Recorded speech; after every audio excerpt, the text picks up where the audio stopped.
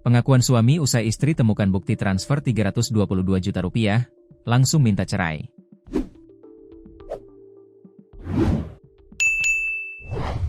Pengakuan mengejutkan suami seusai sang istri menemukan bukti transfer 322 juta rupiah yang tak diketahuinya. Spontan sang istri lalu meminta cerai. Permintaan sang istri tersebut bahkan dilakukannya sembari berlutut di hadapan suaminya.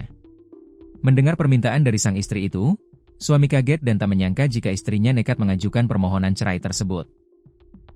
Apa yang dilakukan sang istri tersebut bukan tanpa alasan. Transferan uang dalam jumlah besar tersebut dilakukan sang suami tanpa berdiskusi terlebih dahulu dengan sang istri. Lantas, kemana sang suami mengirimkan uang dalam jumlah besar tersebut? Uang tersebut ditransfer sang suami kepada orang tuanya di kampung halaman untuk membangun kembali rumah keluarga menjelang pernikahan adik laki-lakinya. Kisah ini bermula dari perjalanan rumah tangga pasangan yang telah menikah lebih dari 1 dekade. Keduanya saling mengenal sejak masa kuliah. Saat itu, hubungan mereka terjalin sederhana, berlandaskan ketulusan dan semangat untuk maju bersama. Namun ketika memutuskan menikah, mereka menghadapi penolakan dari kedua belah pihak keluarga. Sang suami berasal dari keluarga petani di daerah pedesaan wilayah tengah Cina.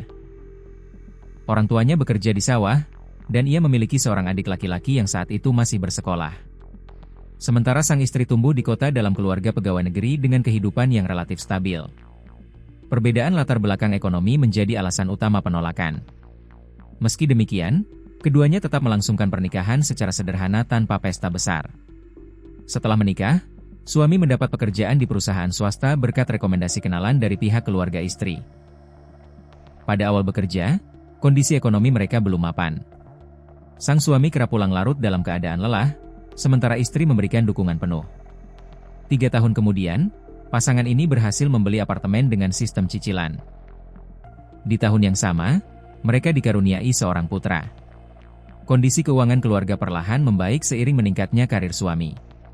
Ketika adik suami diterima di perguruan tinggi di Hanang, pasangan tersebut sepakat memberikan dukungan finansial.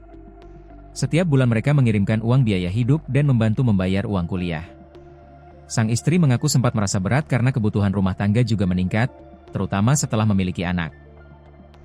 Namun ia menerima keputusan tersebut sebagai bentuk tanggung jawab suami terhadap keluarga kandungnya.